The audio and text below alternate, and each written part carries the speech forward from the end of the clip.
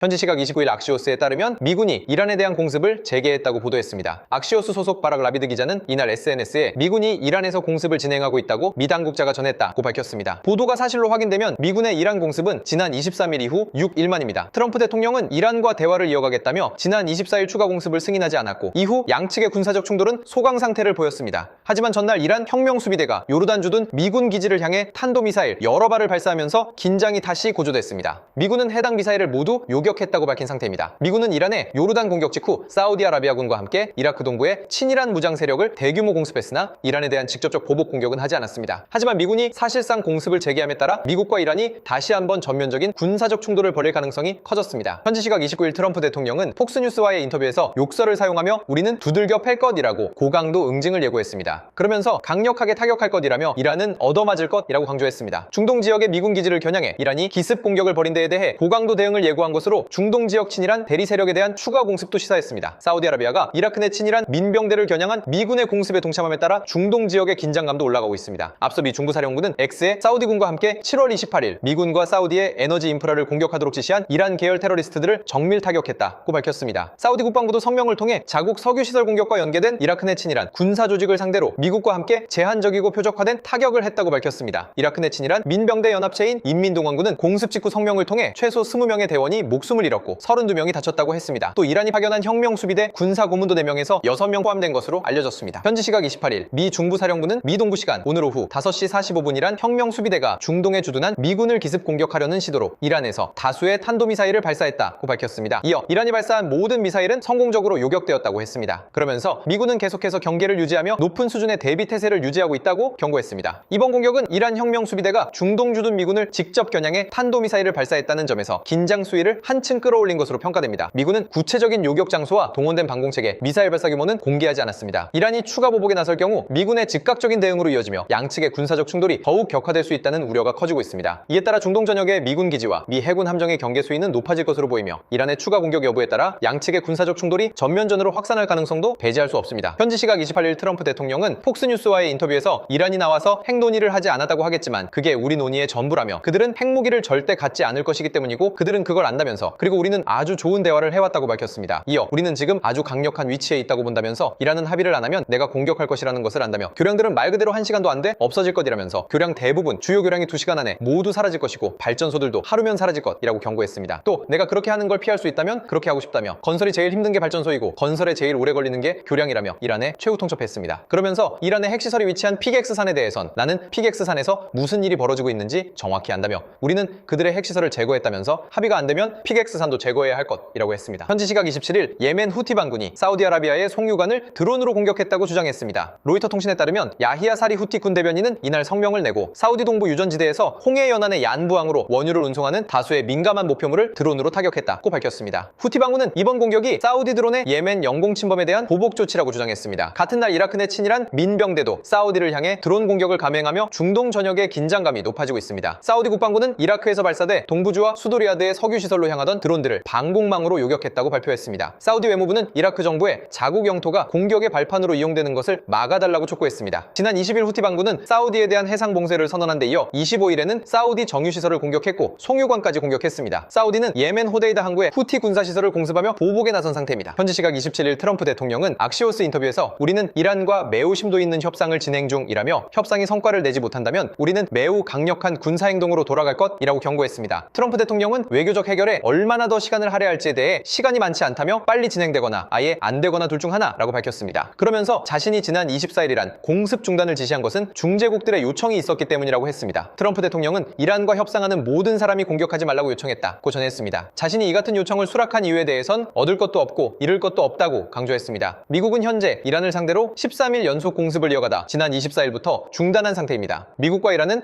호르무즈 해협 재개방과 핵 협상 재개를 놓고 오만 등 중재국을 통해 협상을 이어가고 있습니다. 현지 시각 26일 로이터 통신에 따르면 이란은 미국이 공습을 중단한다면 자신들도 공격을 멈출 것이라고 이란의 한 고위 관리가 소식을 전해왔다고 밝혔습니다. 미군은 지난 11일부터 23일까지 13일 동안 이어온 이란 본토 타격을 24일부터 보류했습니다. 앞서 11일 미군은 이란군이 호르무즈 해협을 지나는 상선 공격을 재개하자 이란 군사시설과 핵심 인프라 시설들을 표적 삼아 대규모 공습에 나섰습니다. 댄 케인 미국 합동참모의장과 제이디 벤스 미국 부통령은 24일 백악관 안보회의에서 이란과 전면전에 들어갈 경우 발생할 위험성을 경고한 것으로 알려졌습니다. 케인 의장은 패트리어트 패트리어트 요격 미사일 등 방공망 자산이 급속히 고갈되고 있다며 아군 보호가 취약해질 수 있다고 지적했습니다. 브래드 쿠퍼 미국 중부사령관 역시 이미 설정한 주요 폭격 목표물 가운데 80%를 타격해 작전 효율성이 한계에 도달했다며 더 이상 공습은 무의미하다고 권고했습니다. 다만 트럼프 대통령은 합의하지 못할 경우 대규모 군사 행동을 재개하겠다고 시사해 무기 재고가 확보되면 멈췄던 공습이 재개될 수 있다는 분석도 나옵니다. 현지 시각 23일 월스트리트 저널에 따르면 미군이 최근 일주일 동안 미국 내 기지에 있던 특수작전 부대를 중동으로 이동시켰다고 보도했습니다. 중동 곳곳에 전투기 편대를 전진 배치하고 미국과 영국 기지의 장거리 폭격기도 작전 확대에 대비하고 있는 것으로 나타났습니다. 여기에 중동에서 전투 중 다친 미군이 주로 이송되는 독일 란트슈툴 지역 의료센터에는 최근 의료진 150명 이상이 추가로 도착한 것으로 전해졌습니다. 앞서 트럼프 대통령은 이란이 호르무즈 해협을 지나는 선박을 공격할 때마다 이란의 교량이나 발전소를 폭격하겠다고 경고했습니다. 이란이 핵농축용 원심분리기를 지하에 숨긴 것으로 추정되는 피객스산을 공격할 가능성도 거론되고 있습니다. 중동에는 이미 미군 수만 명이 주둔하고 있는 상태입니다. 현재 미 해군은 항공모함 전단 2개와 구축함 11척을 포함한 함정 17척, 해병대 원정대를 배치하고 있습니다. 현지 시각 23일 트럼프 대통령이 이란을 상대로 한 대규모 공격을 검토하고 있다고 밝혔습니다. 미군의 핵심 전력들이 중동으로 재집결한 가운데 장거리 전략 폭격기, B-1 폭격기까지 공습에 참여하며 이란에 대한 공세 수위가 더욱 커지고 있습니다. 특히 이란과의 전쟁이 재개된 이후 B-1이 투입된 건 이번이 처음입니다. 트럼프 대통령은 이날 악시오스와의 인터뷰에서 대규모 공격을 검토하고 있고 이전 어느 때보다 더 큰 공격이 될 것이라며 결정을 내리기 직전이고 우리는 모든 준비를 마쳤다고 강조했습니다. 악시오스는 12일째 이어지고 있는 이란에 대한 제한적 공습이 아닌 장대한 분노 작전보다 더 큰 규모의 이란과의 전면전을 준비한다는 의미라고 분석했습니다. 실제로 이란 주변으로 미군의 군사 자산들이 재집결하고 있습니다. 미국은 독일 슈팡달렌 기지의 F-16 전투기와 영국 레이커니스 기지의 F-35 전투기, 공중급유기 등을 중동에 배치한 것으로 알려졌습니다.